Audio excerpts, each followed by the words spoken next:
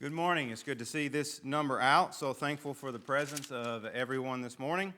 For those of our members, of course, you are aware that the Flowers family took off Wednesday night after Bible class, drove through the night down to Florida, and are still currently there.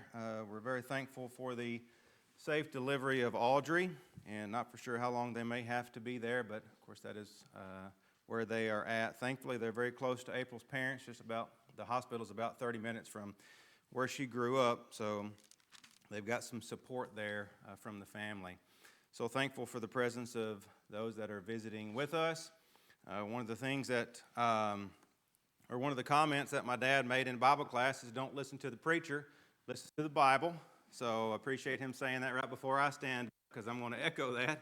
Don't listen to the preacher, listen to the Bible. He said he didn't mean it about Jesse. He didn't say he didn't mean it about me. It is very encouraging to have this number here. And on Tuesday with our college Bible study, we are studying through the book of Hebrews, and I had the pleasure of discussing Hebrews chapter 10 with our college group on Tuesday. And one of the things that, even though I've looked at Hebrews and studied it various times over the years, even Hebrews chapter 10, and one of the focuses that I've always remembered is Hebrews 10:25, with not forsaking our own assembling together, as is the habit of some. And I often will go to that verse and just kind of focus on that verse, and you don't really take it within the context of what's going on. In the context of all of Hebrews is don't give up. And one of the things that we see in Hebrews chapters 8, 9, and 10, and chapter 10 is just kind of a continuation of Jesus' sacrifice is better. Another theme of Hebrews is the superiority of Christ. And so Hebrews chapter 10 really is talking about how much better Jesus' sacrifice is. And because of the reconciliation that we have and the ability that we have to draw near to God, because of this sacrifice of Jesus, the Hebrew writer gives 5 exhortations toward the end of the chapter. And it's something that I have it all highlighted in my Bible, but I haven't really paid close enough attention. Number 1, in verse 22, it says, let us draw near. The second one is, let us hold fast the confession of our hope without wavering. So that's talking to us. He's talking to the Hebrew Christians. He's talking to us. But then the next one is, let us consider how to stimulate one another to love and good deeds. And then the fifth one actually is encouraging one another, and all the more as you see the day drawing near. So number 3 and number 5 actually are talking about the responsibility that we have to each other, not necessarily focused on us. And it's really right in between those, we have this idea of not forsaking, and this is the 4th exhortation, not forsaking our own assembling together, as is the habit of some. And so while we come together to worship God, and we've been commanded to do so, and we should want to do that, one of the reasons that we're here is also to encourage one another. And so I just want you to know it's an encouragement to have you here with us this morning. In the terms of a meal, that was the appetizer. That's nothing to do with my sermon. So it's just something that I wanted to talk about. So actually this morning, I want to talk about numbers. And from the moment you wake up in the morning, you've got an alarm clock with numbers that's telling you what time you have to get up. If you're like me, you're waking up in the middle of the night and you're looking at the clock and you see 3:32. And then you close your eyes and you're hoping, okay, I'm going to open my eyes again and it's going to be, 6 o'clock. And you open your eyes again and it's 4:32. And it's like, whoa, what happened? I can't sleep. But we've got these numbers in front of us. It tells us what time we're going to be here for worship services. It tells us what time we have to be to work. But if you're like me, before you ever get out of the bed, you're probably checking your phone, and I'm checking the weather. What's the temperature? Well, what's the chances of rain today? If you're also like me and maybe you went to bed before a Tennessee game ended, you're checking the score. What was the score? Or if they play the upcoming day, what are the chances of us winning? Maybe you made some social media post the night before, and before you ever get out of bed, you're looking at it and saying, how many likes do I have? How many comments do I have? How many new followers do I have on whatever social media platform you're using? Or maybe you're caught up in the stock market and before you ever get out of bed, you're looking and seeing, okay, what's the projections for today? Or maybe if you don't get out of bed till a little bit later, you're like, well, what's it already doing today? All of this before you ever even get out of bed. All of these numbers. Maybe you get out of bed and you jump on the scales. How much weight did I lose? How much weight did I gain? You leave the house and maybe you go to Dunkin' Donuts and you order a dozen donuts. And you're thinking in your mind, well, how many calories are in a donut? You order a coffee. How many milligrams of caffeine is in this cup of coffee? Again, all of these things so early in the morning, and we're just inundated with these numbers. Maybe you're driving and it's like, well, what's the price of gas today? What's the price of eggs today? What's going on with the tariffs today? And we're just inundated with numbers that we have rolling through our head. I've got a watch. It counts my steps. You're constantly looking, how many steps do I have? And we could just go on and on and on and on from the moment we wake up. Again, if you're like me, you're still in the bed before you wake up until the moment we go to sleep. We got numbers rolling through our head. You know, years ago, there was a small congregation in the countryside that they were preparing for their annual gospel meeting, and they had put so much work and effort into preparing for this gospel meeting, doing the things that they could do, where they had mailed out flowers, they had put up signs, they were praying very hard for the success of this meeting. The first night comes, and the preacher stands up, and there are 14 people in the congregation. And he felt discouraged, and it was just, what's the point? There's 14. But that night, there was a young man in the back row that had responded to the gospel invitation, and that young man would go on to be a gospel preacher and to save dozens because of his work. And that preacher, he later, reminiscing about that, he said, I was focused on the 14, God was focused on the one. And I know it wasn't that long ago, I couldn't remember, I didn't go back and look, but Brother Todd had preached a lesson. We want to talk about numbers. How often do we focus on these numbers? How many do we have in attendance? What's our contribution? So this morning I want to talk about something that might seem mundane, especially if you don't like numbers. And on the surface, it might seem not really that important, but I think that there is a deep spiritual connection that we need to recognize. And while I want to say off the bat, numbers aren't bad, okay? So some of these things aren't bad, but where we have issues is when we have this temptation to trust in what we can count rather than trusting in the God who cannot be measured. So do we trust in numbers? Do we put our confidence and our hope in numbers, or do we trust in the Lord who transcends all numbers? So the title of today's sermon is Trusting the Numbers. And go ahead and be turned over to 2 Samuel chapter 24. This is something that should be very readily on everyone's minds because it wasn't that long ago that we were just studying this. And when we were going through this is where I actually had the thought for this lesson. And again, our world, we are driven by numbers. Now, the things that I've talked about previously, again, may or may not be a bad thing. They could be, but they don't necessarily have to be. But some of the things that I think we too often think about that can control our lives is we look at our bank account. You know, now with this digital age, I can pull up in my phone in a matter of seconds and, well, what's my checking account look like? What's my savings account look like? Did my paycheck come in? Did these bills go out? And so I'm focusing on this number. And oftentimes, it's the higher the number, what happens? It's a natural reaction. The more confident or comfortable we feel. I'm not to this age yet, but I'm to the point where, you know, one day I would like to retire, and well, you try to prepare. And so you've got these numbers in your retirement plan. And if all of your retirement plan right now is in mutual funds and stocks, you're probably thinking, oh, no. I have my hope in this, and everything is kind of going crazy.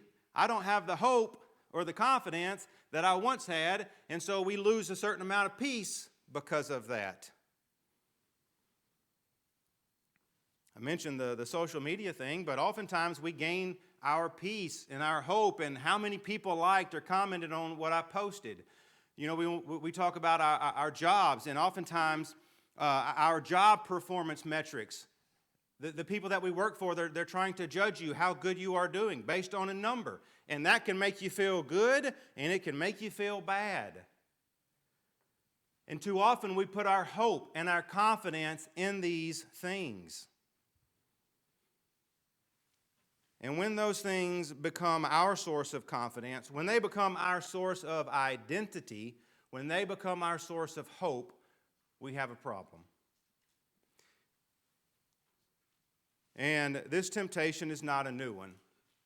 And you know, as I was thinking about this, I think from a very early age, our kids are kind of predisposed to worry about numbers. Those of you that are in elementary, middle, high school, I know that we're getting ready for testing. That's such a big deal. Well, I'm stressed because I've got to get a certain score. I know Jude is taking the ACT, and well, there's a lot of stress. Well, I got to get a certain number. I know Chloe's fixing to graduate, and the others that are in college, it's like, what's my GPA? What kind of job am I going to be able to get based on this number? And so we're predisposed to worry about numbers. But one of the things that you would think is, well, as you mature, as you become stronger in the faith, you're going to put less hope and less trust in these numbers. But that's not often the case, and that's what we see here with David. David, we all know, was a man after God's own heart, had did so many good things. And yet later in his life, we see this temptation and this sin of David based on numbers. And so we have to beware. I don't care how mature we think that we are, we can easily fall into this trap of putting our confidence and putting our hope in numbers. So again, over in 2 Samuel chapter 24, David, of course, commands a census to be taken of Israel and Judah. And at first glance, you know, the counting of people may not seem like a sin, but there is something much deeper that's going on here. And so I want us to kind of explore that a little bit this morning. So beginning in 2 Samuel chapter 24, we'll begin in verse 1. It says, "Now again the anger of the Lord burned against Israel and incited David against them to say, 'Go number Israel and Judah.'" And you can also turn over to 1 Chronicles. I'm not going to ask you to, but when we were studying this, you recognize 1 Chronicles chapter 21 is the account of this over in the Chronicles. In the verse 1 there, it says, "Then Satan stood up against Israel and moved David to number Israel." So this is one of the first things that we read about Satan actually specifically being mentioned, and he's got to David. You know, this is one of the things, too, that oftentimes we feel like, well, as we get older, Satan's going to give up on us. Absolutely not. Satan ain't going to give up on you. Satan wants you. Satan wanted David. Regardless of how strong David was in the past, Satan wanted David, and he knew that he could get to him this way, and God allowed this temptation. So picking up now in 2 Samuel 24 and verse 2, it says, "The king said to Joab, the commander of the army who was with him, 'Go about now through all the tribes of Israel, from Dan to Beersheba, and register the people, that I may know the number of the people.' Verse 3, "But Joab said to the king, 'Now may the Lord your God add to the people 100 times as many as they are, while the eyes of my lord the king still see. But why does my lord the king delight in this thing?' Nevertheless, the king's word prevailed against Joab and against the commanders of the army. So Joab and the commanders of the army went out from the presence of the king to register the people of Israel." And so the next few verses, Joab is doing that. He's going around and he's registering the people. Now picking up in verse 8, it says, "So when they had gone through the whole land, they came to Jerusalem at the end of 9 months and 20 days. Almost 10 months it took them to do this. And in verse 9, "And Joab gave the number of the registration of the people to the king. And there were in Israel 800,000 valiant men who drew the sword, and the men of Judah were 500,000. So just like the preacher that we talked about, how he had focused on the small number and he forgot about the power of the one behind it, David makes the mistake here of trusting what he could count instead of trusting in God who gave the increase. So there's a few things that I want us to recognize. One, I want us to understand the temptation to count, as we read there in verses 1 and 2. So verse 1 begins by telling us that the anger of the Lord burned against Israel, and we're not told exactly why. Of course, we know that God allowed Satan to tempt David from over in 1 Chronicles chapter 21. And so he was moved to count the people. And so David commands Joab, go and count the people. Take a census of all of Israel. Now, what's wrong with that? Just at face value, what's wrong with the count of the people, with having a census? From the standpoint of a king, isn't it a good idea to kind of know how many you've got that are going to be able to go out to battle with you?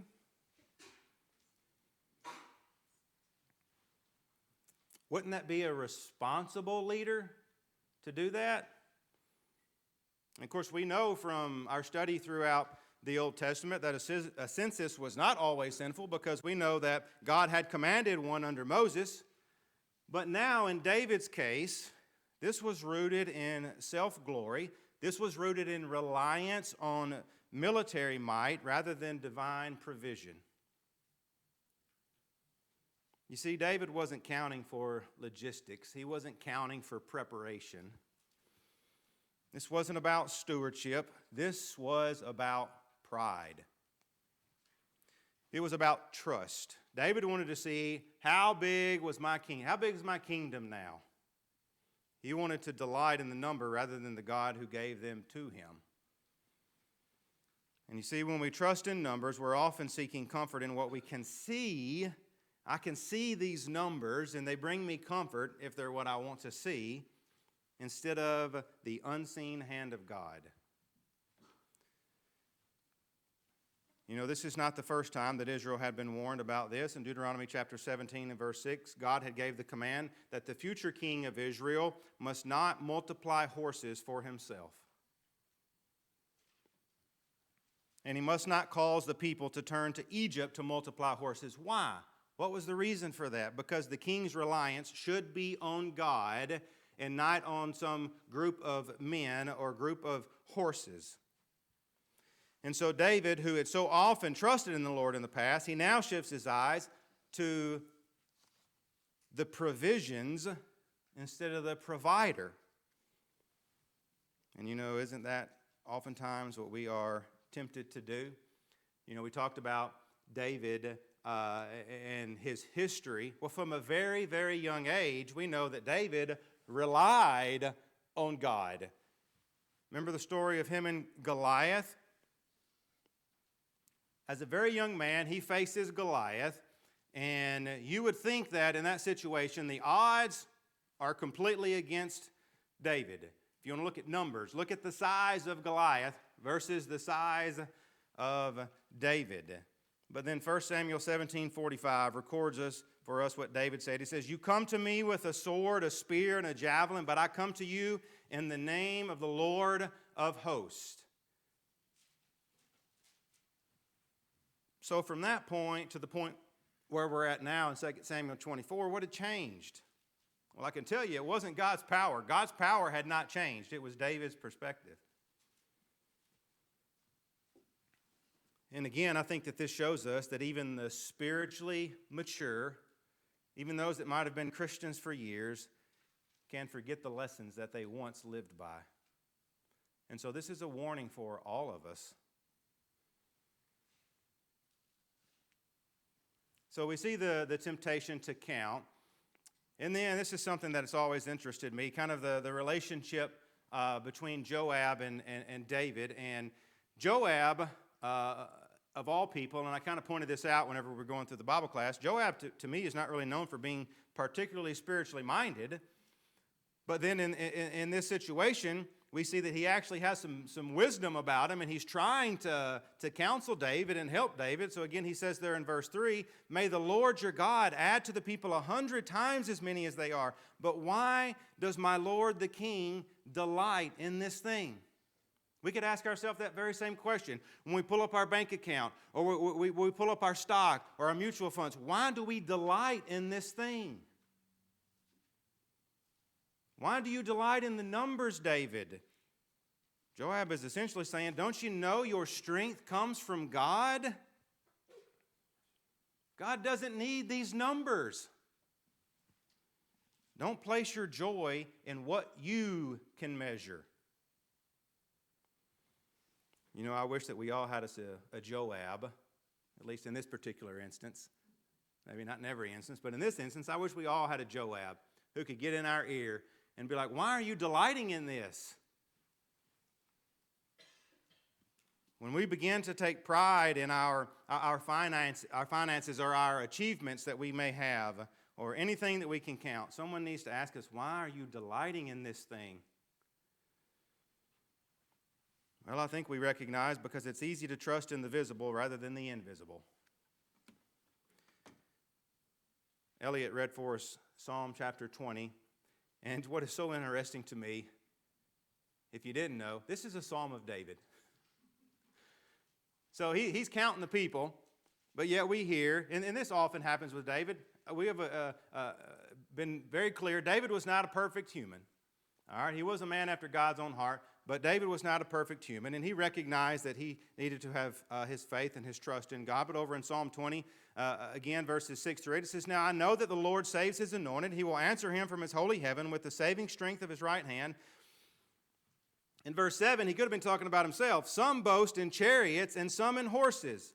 That's what he was at that point there in 2 Samuel 24. But we will boast in the name of the Lord our God. They have bowed down and fallen, those that rely on these numbers and boast in these numbers. But we have risen and stood upright. Regardless of what the numbers are, we've got God. We have risen and stood upright. Chariots and horses were obviously military assets and things that were going to make a king feel strong, feel good about himself. But the people of God are called to trust in the source, not the resource. You know, another powerful example really is found over in Isaiah chapter 31 in verse 1. And it says, Woe to those who go down to Egypt for help and rely on horses and trust in chariots, because they are many, and in horsemen because they are very strong, but they do not look to the Holy One of Israel, nor seek the Lord. Even the prophet saw how easy it was to place faith in earthly numbers rather than God's power.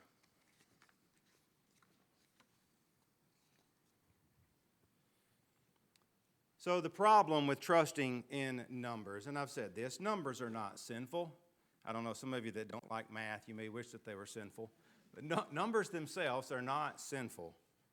The sin comes when we lean on them instead of leaning on the Lord. So I mentioned how we can check our bank account, and we check our bank account for peace instead of praying for our daily bread.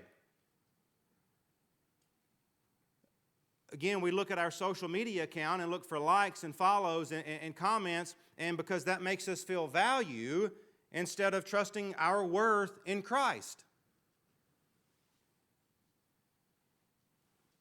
And I brought up how we kind of check calories, but we oftentimes obsess over our health stats to help us feel secure instead of relying on the great physician. And I mentioned sometimes we stress over our numbers. What's the numbers? What's our attendance? What's our contribution? And again, in and of itself, even these things don't necessarily mean that they are wrong, but it's the mindset behind it. When we lean on these things and our confidence and our hope is in these things. But remember what the scriptures say. One of the things that I loved whenever we were going through is the relationship between David and Jonathan. And Jonathan was such a great man. But one of my favorite stories now is the situation where Jonathan is going in to defeat the Philistines, and it's him and his armor bearer. In 1 Samuel chapter 14, verse 6, it says, Then Jonathan said to the young man who was carrying his armor, Come and let us cross over to the garrison of these uncircumcised. Perhaps the Lord will work for us, for the Lord is not restrained to save by many or by few. God's not restrained by numbers, and Jonathan had full confidence in the Lord. It doesn't matter if it's just me and you, man, because we got God. Turn over to Psalm 33.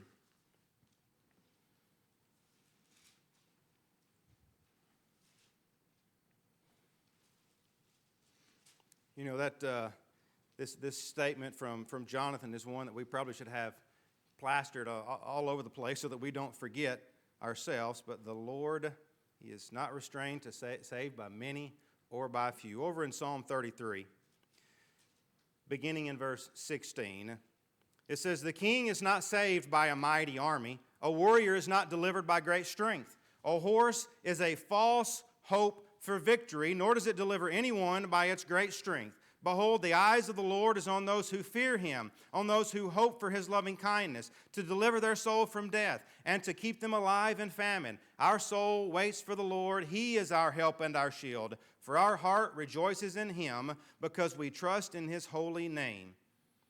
There in verse 17, a horse is a false hope for victory.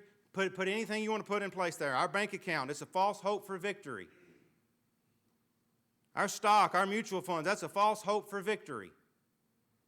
Put whatever you want. We have to trust in God. The problem with trusting in numbers, and this is something that I was just thinking about this morning, partially because we're talking about Solomon now. Think about all of the numbers that Solomon had of all kinds of things. And then what do we read over in Ecclesiastes? What did he say it was all for? It was vanity. It means nothing. And oftentimes I think that sometimes it takes us to get to that point before we have that realization. But then we recognize, even with Solomon over in chapter 12 and verse 13, the conclusion when all has been heard, after all of these things, and I recognize that all these things are vanity, is to fear God and keep his commandments, because this applies to every person. That's the problem with trusting in numbers. Our God does not need numbers to be in our favor. In fact, I think that one of the things that we recognize as we have gone through our studies thus far in the Old Testament is that he oftentimes delights in working through the few. He very often works through the weak. He works through the outnumbered. Why does he do that? Oftentimes he does it because so that we can know that the victory is his, not ours. And so I couldn't help but think about the story of Gideon when we're talking about numbers and the hope that we might have in numbers. Turn over to Judges in chapter 7. And, you know, if you think about Gideon, who seemed a little bit unsure about things and needed some extra confidence, whenever he's going to fight the Midianites and you've got 32,000 that first show up, how do you think he would feel at that point? I would think he'd probably feel pretty good. Okay, I got 32,000. I feel a little bit better about what's fixing to happen. And what does God tell him? Nah, that's too many. So over in Judges chapter 7 and verse 2, it says, "The Lord said to Gideon, the people who are with you are too many for me to give Midian into your hands, for Israel would become boastful, saying, my own power has delivered me." All right, we can't have this, Gideon. I can't have the people thinking that, well, we were successful because look at the number that we had fighting with us. So at that point, 22,000 soldiers returned home, leaving only 10,000. And so, I mean, I can't get in Gideon's mind, but I'd say he was feeling a little less confident, but probably still maybe okay with 10,000. What did God say? Nope, still too many. Skip down to verse 4. Then the Lord said to Gideon, the people are still too many. Bring them down to the water, and I will test them for you there. Therefore it shall be that of he of whom I say to you, this one shall go with you, he shall go with you. But every one of whom I say to you, this one shall not go with you, he shall not go. But one of the things that I think is also interesting about this that we read in the text, God is trying to whittle this number down. But I don't know if you remember, but what was said about the number of the Midianites and the Amalekites? Look down in verse 12. It says, "Now the Midianites and the Amalekites and all the sons of the east were lying in the valley as numerous as locusts, and their camels were without number, as numerous as the sand of the seashore." Now you want to talk about a dire situation, one that we would look at and we would think, I'm looking forward. You can't even count the people, the camels, all the things that they've got. And I look behind me, I got 300 men. There was a reason. And the reason was so that Israel could not boast that my own power has delivered me. God intentionally reduced the numbers to show that the victory would be by his power alone. And what a great victory it was. You know, Gideon learned what David should have remembered, that the strength of God's people has never been in their numbers, but has always been in their God. Well, unfortunately, David, as we know, he ignores the warning. Despite Joab's, trying to get him to change his mind, David pushes forward. The census is taken. And one of the things that I also think is interesting that the text reveals to us is that this took nearly 10 months to complete. So this wasn't a momentary lapse in judgment on David's mind where it's like he had this thought and it's like, okay, that's a bad idea. Let's not do that. This went on for 10 months. This was not an impulsive sin. This was a deliberate and a prolonged act of pride that we see on the part of David. And so when Joab returns, of course, he reports that there's over 1.3 million men who could wield the sword. So you would think at that point, David has asked for this. Joab's now completed this. Joab comes back and he's telling him, you've got 1.3 million. I would think, compared to 300 with Gideon, man, that's a lot of valiant warriors. I would feel pretty good. But it didn't bring David any joy. It didn't bring him joy. It didn't bring him peace. The very next verse, which is just outside of our reading there in verse 10 of 2 Samuel 24, tells us that David's heart was troubled.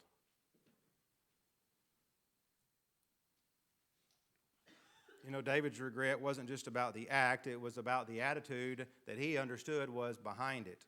He realized that instead of depending upon God as he who had been with him since he was a shepherd, since he was a fugitive, since he was running for his life from Saul, from his sons, God had been with him. How often God had been with him on the battlefield as a warrior. David recognized that now he had begun to rely on his own military strength and the size of his kingdom. Jeremiah chapter 9 and verse 23 offers this reminder to us. Jeremiah 9:23, it says, "Thus says the Lord, let not a wise man boast of his wisdom, and let not the mighty man boast of his might. Let not a rich man boast of his riches. But let him who boasts boast of this, that he understands and knows me, that I am the Lord who exercises loving kindness, justice, and righteousness on earth. For I delight in these things, declares the Lord." So don't wake up and look at your bank account and boast in that. Don't boast in your ACT score or your GPA. Boast that you understand and that you know the Lord. David's census may have satisfied his curiosity. It may have satisfied his pride, but it didn't really satisfy his soul, as we read here. And what he hoped would bring this assurance and this hope actually only brought conviction to him. And when we trust in numbers, we often find ourselves empty. Once we get the result, we recognize the emptiness that comes with that, and it didn't really bring us delight or hope or peace. And I think that is because the numbers can never provide what God can. Numbers are not ever going to be able to provide peace. They're not ever going to be able to provide true confidence, and they're not ever going to be able to provide real and true hope and purpose. And so our call this morning is to trust in the Lord. Because I want us to all understand numbers are going to change constantly. I don't care what you're talking about, numbers are going to change. But you know what? God doesn't. Numbers change, God don't. God is the source, not the numbers. And so whether we have many or whether we have few, whether the account is full or whether the account is empty, whether our health is thriving or failing, the Lord is unchanged. So let's be reminded of the trust that we should have in our Lord. And I think that we have many passages that we could look to remind us of this. Some very well known ones, Proverbs chapter 3, verses 5 and 6. Trust in the Lord with all your heart, and do not lean on your own understanding. In all your ways acknowledge Him, and He will make your path straight. Again, you can put anything in place here of things that we can trust in and lean on, but we need to put our trust and our faith in God alone. In Proverbs chapter 28 and verse 25, the latter part of the verse says, "He who trusts in the Lord will prosper." Again, we want to look to our numbers and feel like we're prospering, but he who trusts in the Lord will prosper. Also over in Psalm 118 in verse 8, "It is better to take refuge in the Lord than to trust in man." It is better to take refuge in the Lord than to trust in princes. You know, God's trustworthiness, it's not theoretical. It is, in fact, practical. And this is something that He Himself has shown over and over and over again. He's shown it to those who are outnumbered. He has shown it to those who are overwhelmed. He has shown it to those that have been overlooked. You know, when Abraham couldn't see how God would give him a son, God came through. Just think about the children of Israel when they come to the Red Sea and they're thinking, how are we going to get out of this? God, He made a way. When Paul was weak, God's grace was sufficient. We can trust in God. We're not going to turn to these passages, but I just wanted to use it as a reminder. We can trust in God because He cannot lie. Everything we have in this world, it'll lie to us. We know that God keeps His promises, and we have seen that over and over and over again throughout our study of the Scriptures. He always keeps His promises. That's what you can have hope in. That's what you can have faith and trust in. You know, oftentimes we want to limit what God can and can't do, but He is able to do far more than we even ask. Todd also preached a lesson about pray without ceasing. Sometimes we need to be better at that, much better at that, putting our faith and our hope in God, recognizing that He is able to do far more than we even ask. Because you know, there's one thing about numbers, they don't love you. God loves you.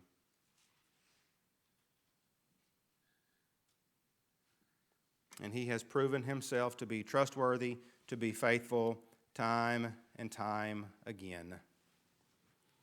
So when we feel small, when we feel insignificant, or when we feel afraid of the numbers, we need to remember the God who controls the sands of the seashore. He's not confused by your situation, so you can trust in Him. You know, those of you that like numbers, you probably like spreadsheets. But don't look to the spreadsheet, look to the Savior. Don't rest in the count, rest in the covenant. And don't place your faith in what fluctuates. Place your faith in the one that is faithful. The God who counted every star in the sky and every hair on your head, you know what? He's not impressed with your math. But He can be moved by your faith. So I want to challenge you today. Where have you been trusting? What have you been putting your trust in? What are the numbers in your life that you're tempted to lean on? Is it your bank balance? Is it your health report? Is it your retirement plan? Is it your social media friends? God doesn't need the numbers. And He doesn't want us delighting in them. He wants our hearts fully relying on Him. Over in Deuteronomy chapter 20 and verse 1, it gives us this encouragement. It says, when you go out to battle against your enemies and see horses and chariots and people more numerous than you, do not be afraid of them. For the Lord your God, who brought you up from the land of Egypt, is with you. Such a powerful encouragement that we need to be reminded of on a daily basis. Don't get discouraged by the numbers. Don't look at things and put your hope in them. Recognize that the Lord your God is with you. So today, let's stop counting. Let's start trusting, because the battle truly is the Lord's, and He can save by many or by few. And finally, another thing, I've been thinking about David a lot, as you can tell here, but one of the things that I was reminded about is even when David was anointed as king, Samuel, he is focused on numbers. He was trying to figure out who God wanted as king, and he was looking only at the outward appearance. And we read in 1 Samuel chapter 16 and verse 6, he says, when they entered, he looked at Eliab and thought, surely the Lord's anointed is before him. Look at this guy. This has got to be the king. But the Lord said to Samuel, do not look at his appearance or at the height of his stature, because I have rejected him. For God sees not as man sees, for man looks at the outward appearance, but the Lord looks at the heart. Again, numbers aren't sinful, but they can be. And God's looking at your heart. So I hope this lesson this morning has helped you determine just how much trust you have in God. And I hope that you have found, if you have found yourself lacking in some areas, that you will try and do your best to trust God in every area of your life, not to trust in the numbers. You know, if you've been counting what you can control instead of trusting the one who controls all things, today is the day to shift that focus and shift your confidence from the count to the Christ. And so now we have the opportunity for you to make these corrections in your life. Or maybe you've solely been focused just on yourself, and you have never named the name Christ, and you've never really enjoyed the peace and the comfort and the confidence and the trust that we have in God. We can help you with that today.